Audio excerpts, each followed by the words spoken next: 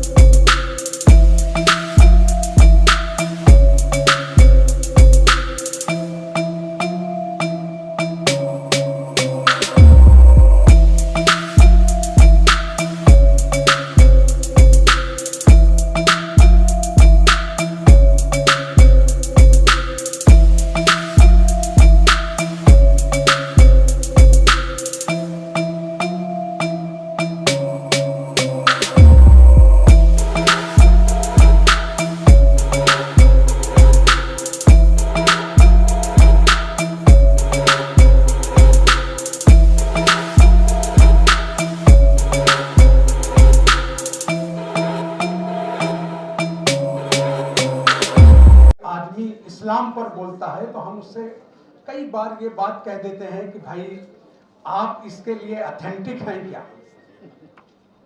अगर आप ऑथेंटिक नहीं हैं तो आपकी बात को हम कैसे मान लें। यानी एक बात ये तय हो गई कि कोई मुफ्ती है, अगर वो कोई बात इस्लाम के ताल्लुक से कहता है तो वो बात ऑथेंटिक है और वही मानी जानी चाहिए। ये एक शरीयतन मसला है, इस पर मुफ्ती साहब अगर चाहें तो जो बातें रख सके वो या कह सकते। अब रही मुफ्ती साहब की शख्सियत, न सिर्फ हिंदुस्तान बल्कि हिंदुस्तान के बाहर, चूंकि वो वर्ल्ड के तमाम इस तरह के इशूज में उनका इन्वॉल्वमेंट होता है और मुल्क के सियासतदानों में वो किसी एक खास पार्टी के आदमी नहीं है। मैं कांग्रेस से हूँ, मुफ्ती साहब के बहुत सारे दोस्त बीजेपी में हैं, मुफ्ती साहब के बहुत सारे दोस्त समाजवादी पार्टी में हैं। मुफ्ती साहब तो मुफ्ती साहब की जो शख्सियत है वो मल्टी टाइप की है। इसलिए मैं किसी सियासी, समाजी और दूसरी इशूज को लेकर इस्लामी मसलों पर उस बहस को कोई रंग नहीं देना चाहता। मैं चाहता हूं कि मुफ्ती साहब ने एक ईमानदारी से काम किया है। मैंने अभी किताब पढ़ी नहीं है, मैंने किताब नहीं पढ़ी है, लेकिन मुफ्ती साहब की शख्सियत से मैं पिछले 20 सालों से इस शहर में वाबस्ता हूं। जब कहीं मैं उनको गैर मजाहिब के किसी प्रोग्राम के लिए भी बोलता हूं तो मुफ्ती साहब बगैर किसी नानुपुर के वहां जाते हैं और अपना पक्ष रखते हैं। हम जिसके लिए गए उसका पक्ष नहीं रखते, क्योंकि उसने तो हमें बुलाया है हमारे पक्ष रखकर उसके पक्ष को बढ़ाने के लिए। तो मुफ्ती साहब ने ऐसे वक्त में जब हिंदुस्तान के मुसलमान, बल्कि यूं कहिए कि हिंदुस्तान में जो थोड़ी बहुत समझ रखता है वो सबके दिलों में इस वक्त अगर कोई बहुत बड़ा मसला इस मुल्क में आया है, चाहे वो हिंदुस्तान की पार्लियामेंट में हो, चाहे हिंदुस्तान की अदालतों में हो, चाहे वो समाजी तौर पर हो, वो है वक्फ अमेंडमेंट बिल का। ये वक्फ अमेंडमेंट बिल आज 4 दिनों में नहीं आ गया। वक्फ अमेंडमेंट बिल में कितनी बार तरमीमें आई हैं, कितने बार पार्लियामेंट में इशूज आए हैं, कितनी बार में अलग अलग सरकारों ने अपनी अपनी राय रखी है। नहीं जाना चाहिए। मुझे उर्दू के बारे में बहुत ज़्यादा नॉलेज नहीं है, लेकिन जैसे निज़ाम भाई ने बताया, मौलाना जी ने बताया, वक्त ये सब्जेक्ट है, मुझे लगता है किसी से छुपा हुआ नहीं है, लेकिन वो अपने अपने हर कौम का इशू है। समय के साथ अगर जो कौम बदलती नहीं है वो कौम पीछे रह जाती है। ये बात को मैं एग्री करता हूँ। और मैं जैन धर्म से हूँ, हिंदू धर्म से हूँ, तो मेरा एक कहना है कि दोस्त कैसा हो, बोले दोस्त चाहिए, दोस्त ऐसा हो, कृष्ण जैसा हो या कर्ण जैसा हो। कृष्ण जैसा मतलब कृष्ण जी आ जावे तो आपका जितना तय है, और कर्ण जैसा क्यों हो कि आप हार भी रहे हो तो भी दोस्त मैदान छोड़ेगा नहीं, वैसा दोस्त होना चाहिए। तो मैं मुफ्ती मोहम्मद साहब का जो दिल से जो बात निकली है, दिल से किताब तक जो पहुँचे हैं, और मुझे लगता है कि जो आदमी दिल से करता है, और कोई भी हो, कोई भी धर्म हो दुनिया का, अपनी कौम के लिए, अपनी कौम के छोटे से छोटे आदमी के लिए जो काम करता है, उसको ये दुनिया याद करती थी, याद करती है और याद करती रहेगी। इंस्टीट्यूट के जरिए उन्होंने काफ़ी लोगों को ट्रेन करने का काम किया, एजुकेट करने का काम किया है, और उसी की एक बड़ी मिसाल है उनके खुद के बच्चे जो आज अल्हम्दुलिल्लाह आईटी में अच्छे से अच्छे नंबरों पे आ रहे हैं, जो दीनी दुनियावी तालीम दोनों की तरफ है। तो ऐसे मुफ्ती साहब उनको मैं बहुत मुबारकबाद देता हूँ, और आपने जो भी ये इसके अंदर बुक में लाया है वक़्फ़ के आप बड़ी बड़ी बातें करके किताब लिखते हैं, वो हमारे खिलाफ बोलेंगे, लेकिन वही जो खिलाफ बोलने वाले हैं उन्होंने जमीनों को इसी शहर में हड़प कर करके रखा है। मैं किसी का नाम लिए बगैर, अपने किसी पर तनकीद किए बगैर, मैं सिर्फ इस्लाह के लिए, कौम को एक अमानत देने के लिए, मिल्लत को एक सरमाया सौंपने के लिए, गरीब को एक हक दिलाने के लिए, यतीम को उसके बारे में बताने के लिए कि तुम्हारा कोई दुनिया में नहीं है, लेकिन वो लोग हैं जिन लोगों ने अपना माल कमाया हुआ, दौलत कमाई हुई, मेहनत से गाढ़ी कमाई से पैसा कमाया हुआ, वो खरीद करके जमीन तुम्हारे लिए वक्फ करके रखा था। उन्हें दुआएं देना जिन्होंने तुम्हारे लिए वक्फ किया, उनके लिए, उनके बच्चों के लिए दुआएं करना जिन लोगों ने वो जमीनें तुम्हारे नाम कर दी थी। लेकिन अफसोस कि हम दुआ करने के बजाय वो माल हड़पने में लगे हुए हैं। तो मैं उन हड़पने वालों से कहता हूं, खबरदार रहना, मुल्क में कानून है, और कानून की पासदारी अगर नहीं करेंगे तो जेल के सलाख भी आपके लिए खुलेगी, आज नहीं तो कल खुलेगी। दर्द है, ये शायद मेरे दिल का कड़वा हो सकता है, बुरा लग सकता है, तल्ख जुमले हैं जरूर, लेकिन प्यारे, अगर ये तल्ख है तो ये तल्ख हकीकत को समझना पड़ेगा। अगर ये गलत आपको लग रहा है तो नश्तर जो लगाता है वो दुश्मन नहीं होता। मैं सख्त जरूर कह रहा हूं, आप डॉक्टर के पास जाए, आपको जख्म हो जाए तो उसे फाड़ेंगे, काटेंगे, डॉक्टर तीर तर उस पर नश्तर जरूर चलाएंगे, उसे ब्लेड से काटेंगे, दर्द जरूर आपको होगा, पट्टियां आपको लगेंगी, लेकिन याद रखना उसके बाद ही वो ठीक होगा। इसलिए मेरी बातें नश्तर की तरह चुभ तो सकती हैं, मेरी बातें आपको तकलीफ तो पहुंचा सकती हैं, मेरी बातों पर आप इल्जाम तो आयद जरूर कर सकते हैं, मुझे दुनिया के सामने आप शर्मिंदा करने की हजार तरकीबें जरूर निकाल सकते हैं, लेकिन याद रखना ये सिर्फ मिल्लत को सरमाया देने के लिए, उन्हें हक बताने के लिए, उन्हें अपने बारे में जानने के लिए, अपनी ताकत को पहचानवाने के लिए किताब हमने आपके सामने रखी है। मैं दुआ करता हूं कि परवरदिगार आलम हमारी इस काविश को कबूल करे, और उम्मीद करता हूं आप भी दुआ करेंगे। और साथ ही साथ मीडिया वालों से मैं कहता हूं कि आप ज्यादा से ज्यादा लोगों तक इसे पहुंचाएं, लोगों को बताएं कि सच्चाई क्या है, और वक्फ अमेंडमेंट बिल 2025 जो है इसे भी पढ़ें, उसकी खराबी को भी पढ़ें, उसकी अच्छाई को भी पढ़ें, जो आपके फेवर में उसे ले लें। बुरा कहने वाले लोग को तो बुरा कहते हैं, हमारे बुजुर्गों ने निजाम सिखाया है कि 10 जगह जाओ, जो अगर अच्छा कह रहा है उसे ले लो, जो अगर बुरा कह रहा है तो उसे छोड़ दो, जो आपको अच्छा लगता है उसे लीजिए, कम से कम जानिए। एक अच्छा मौका मिला हमें जानने का कि हमारे गरीब दूर दराज इलाके में रहने वाले कबाइली लोग जो हिंदू हैं, मुसलमान हैं, सिख ईसाई जो भी हैं, वो वक्फ को जानते नहीं थे। हमारे गरीब जो गांव देहातों में रहते हैं मुसलमान, वो वक्फ को जानते नहीं थे, वो कहते थे वक्फ क्या है, कैसा है, उनको वक्फ के बारे में कुछ पता नहीं था। लेकिन मैं तो किसी न किसी सूरत में ये कहता हूं, शर से भी खैर निकल करके आता है। किसी ने अच्छा काम किया हो, बुरा काम किया हो, जो भी किया हो, आपके सामने है, ये बिल अब बन चुका है, तो इस बिल के बनने के बाद कम से कम लोगों को मालूम हो गया वक्फ भी है और हमारा हक भी है। तो मैं तमाम लोगों से अपील करता हूं कि आप इस किताब को पढ़ें, इसे समझें, तनकीद आप जरूर कर सकते हैं, आप करें, लेकिन तजलील ना करें, तनकीद करें, तजलील ना करें। और इस बात को याद रखें कि मुल्क में कानून है और कानून की पासदारी होनी चाहिए। हमारी जमीनें, हमारा दीन और हमारा एतमाद, क्या हमने सब कुछ वक्फ कर दिया?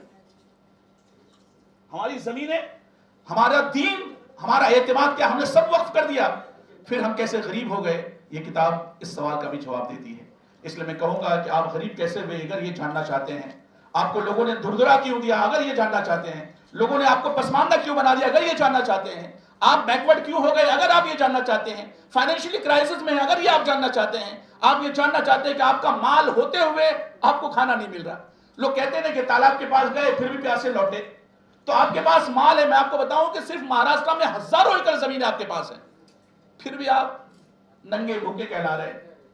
आप सच्चर कमेटी की रिपोर्ट निजाम भाई तो हमसे बेहतर जानते हैं, बहुत सालों से इन्होंने देखा है कि हालात हमारे अब बद से बदतर होते जा रहे हैं, लेकिन ये इसलिए हो रहा है कि आप अपने हक को पहचानते नहीं हैं, अपनी ताकत को जानते नहीं हैं। तो मैं खुदारा कहूंगा कि आप अपनी ताकत को जानें, अपनी ताकत को पहचानें और दुनिया वालों को भी अपनी ताकत को बावर कराएं, ताकि आप दुनिया में आखिरत में सब जगह कामयाब हो सके। इन्हीं चंद जुमलों के साथ अपनी बात को मैं खत्म करूंगा। महमूद हकीमी साहब चंद जुमले कहेंगे। उसे मिल जाए, आपको ऐसा लगता है? देखिए, कानून 1954 से लेकर के आज तक जो हमारी निगाहों के सामने है, वो वक्फ अल्लाह की वो अमानत है जो लोगों ने अल्लाह के हवाले की और कौम को उससे फ़ायदा हासिल करने के लिए दिया। वक्फ की ज़मीनें न बेची जा सकती हैं, न खरीदी जा सकती हैं, ना ही उसे कोई रद्द बदल किया जा सकता है। तो जिस तरीके से सरकार ने अपना पक्ष रखा था पहले, और मैं किसी सरकार की बात नहीं करूं, पिछले सरकार ने जिस तरीके से काम किया उस पर सवाल जरूर उठता है और आज भी सवाल उठेगा, क्योंकि हर दौर में सवाल उठना ये लाजिम होता है। मुफ्ती जी, जिस तरीके से आपने ये किताब लिखी, ये वक्त एक्ट के ताल्लुक से आपने किताब लिखी, फायदे और नुकसान आपने गिनाए, लेकिन जिस वक्त आपने ये किताब मंजर आम पर लाई है उस वक्त वक्त अमेंडमेंट एक्ट जो है वो मंजूर हो चुका है। ऐसे में पूरी मुस्लिम उम्मा जो है वक्फ एक्ट के खिलाफ एहतजाज कर रही है। पटना से लेकर बिहार से लेकर तमाम मुकामात पर एहतजाजात हो रहे हैं और आप बता रहे हैं कि वक्फ बोर्ड का जो है किस तरीके से गलत इस्तेमाल हुआ। इससे पहले आप क्यों नहीं इस तरह की किताब लेकर आए? ये बहुत वाजिब सवाल है आपका, लेकिन मैं आपका जवाब ये देना चाहता हूँ, गौर से सुन लें तमाम मीडिया पर्सन, कि हर दौर में तब्दीली आती है और जहाँ तक मेरे जानने की बात है तो मैंने पहले ही दिन से इसे कोशिश ये की थी कि मैं किताब लिखूँ। किताब लिखने में शायद देरी हो गई होगी, लेकिन ये पहुंचने में देरी नहीं होगी इंशाल्लाह। और बात जहां आपने की कि पूरे हिंदुस्तान में रैलियां हो रही हैं, तो हर दौर में हर जमाने में रैलियां हुई हैं। रैलियों का फायदा तो एमएलसी की सूरत में मिलता है लोगों को, तो रैलियां तो एमएलसी हासिल करने के लिए दी जाती है। अब उससे गरीब यतीम, मैंने कल उस रैली के बारे में आपने पूछा है तो मैं बयान करूं कि गांव इलाके से लोगों ने कम से कम 500 कॉल किए होंगे मुझे, वो सब लोग वहां पर पहुंचे थे। आप ये बताइएगा कि उनके गांवों में जाकर के वक्फ की इमलाक की हालत क्या है और उस गरीब को उस वक्फ से क्या फायदा पहुंचा है। लेकिन जलसा और रैली कराने वाले को एमएलसी जरूर मिली है। नहीं, जब तक जो है वक्फ के फायदे बता रहे हैं आप, अभी नुकसानात बता रहे हैं, लेकिन इससे पहले भी नहीं मिले और अब भी कहां मिलने वाले हैं? क्या सरकार की नीयत साफ है? क्या वो मुसलमानों को जो है उसका हक देगी? वक्फ एक्ट बनने के बाद जो है सरकार ने पहले भी वक्फ बेची है और अब जो ये नई सरकार है इसके मुताबिक ये कहा जाता है कि जाफरानी सरकार है और भगवा ताकतों के साथ मिलकर ये जो है मुसलमानों को तबाह करनी चाहती है और मुसलमानों का जो है इमलाक छीनना चाहती है। ये कॉन्सेप्ट बताया गया है, इस पर आप क्या कहेंगे? ये किसने बताया साहब? ये आप मीडिया वाले बता रहे हैं, लेकिन मैं इतना जरूर कहना चाहूंगा, यही सारे इल्जाम हर पार्टी एक दूसरे पार्टी पर लगाती है। मैं तो धार्मिक आदमी हूँ, मजहबी इंसान हूँ, मैं वो कहता हूं जो हमने देखा है। हमारी रिसर्च टीम ने जो से देखा, पूरे देश का दौरा करके, हर जमाने में इस तरीके के सवाल उठते हैं, वो उठते रहेंगे और मामला कानूनी है और कोर्ट में है, इसलिए उस पर ज्यादा नहीं बोलना चाहिए और ना ही रोड पर उतरना चाहिए। कानून की बात कानूनी तरीके से कोर्ट में लड़नी चाहिए और वहां पर लड़ाई हो रही है और वो होती रहेगी। आप पर इल्जाम आयद किए जाते हैं कि आप किसी मखसूस पार्टी के साथ मिलकर ये काम करते हैं, इस पर आप क्या कहेंगे? ये बात तो हमने अपने सामने उजागर कर दी कि लोग इल्जामात लगा सकते हैं, लेकिन हमारे दर्द को जो महसूस करेगा वो ऐसे इल्जामात जरूर नहीं लगाएगा। और कुछ सवाल? फिर से एक बात पूछ लें, क्या फिर से सवाल? इसका फैसला सुप्रीम कोर्ट में मैटर पड़ा है, वो बताएंगे ना वहां पर से सही है गलत है। इसका फैसला करने वाले आप और हम नहीं होते हैं, कानून साज होते हैं या फिर गवर्नमेंट के जिम्मेदारान होते हैं या फिर कोर्ट होता है। और हिंदुस्तान में एक कोर्ट है जिसे सुप्रीम कोर्ट कहते हैं, वो फैसला देगा कि ये सही है या गलत है। मुस्लिम पर्सनल बोर्ड लगातार पूरे हिंदुस्तान में एहतजाज कर रही है, तो क्या लगता है कि मुस्लिम पर्सनल बोर्ड का जो स्टैंड है वो सही है या गलत है? देखिए, मुस्लिम पर्सनल लॉ बोर्ड के जिम्मेदारान, मैं उनसे जरूर कहूंगा कि आपको एहतजाज है करने का हक है, ये कॉन्स्टिट्यूशन ने दिया है। हमें अपनी बात कहने का हक भी ये कॉन्स्टिट्यूशन देता है। तो ये हिंदुस्तान की आज़ादी है कि कोई एहतजाज भी कर सकता है और कोई कोर्ट में भी जा सकता है। तो एहतजाज करने वालों का भी स्वागत, कोर्ट में जाने वालों का भी स्वागत, क्योंकि ये मुल्क हिंदुस्तान आज़ाद मुल्क है, एक कॉन्स्टिट्यूशन से चलने वाला मुल्क है। मुफ्ती साहब, रहनुमाई कैसे हो पाएगी इस किताब से? ये किताब पढ़ेंगे और इस पर अमल करने की कोशिश करेंगे, अपने हक को जब पहचानेंगे तो इंशाल्लाह रहनुमाई जरूर होगी।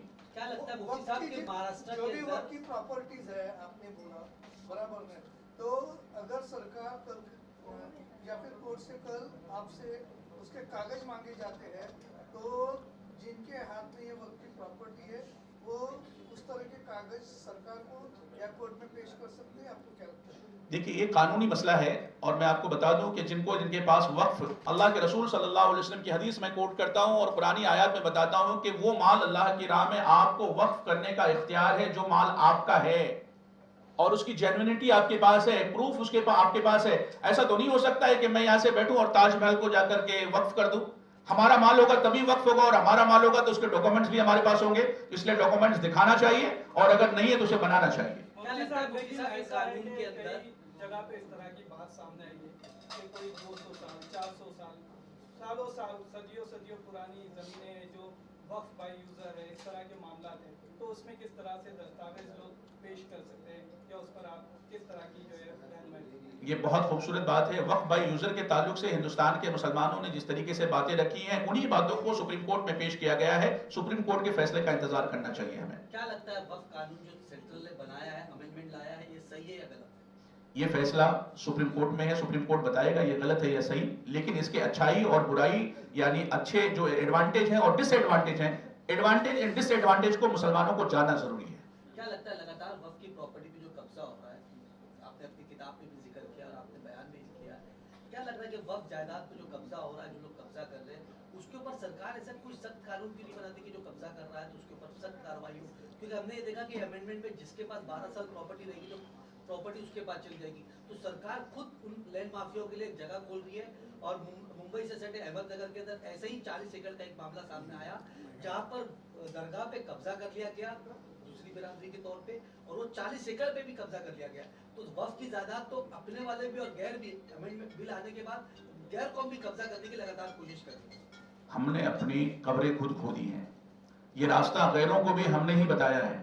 चूंकि वक्फ की जो जमीनें होती हैं वक्फ के अध्ययन में आती हैं और उसके चेयरमैन उसके मेंबरान आज तक मुसलमान रहे हैं, तो शुरुआत से जब हमने बेचना अपना माल शुरू किया इसलिए हमने वो लफ्ज भी आपके सामने बयान किया कि हमने अपनी जमीनें खुद खोद ली हैं, हमने अपने कब्रें खुद बनाई हैं।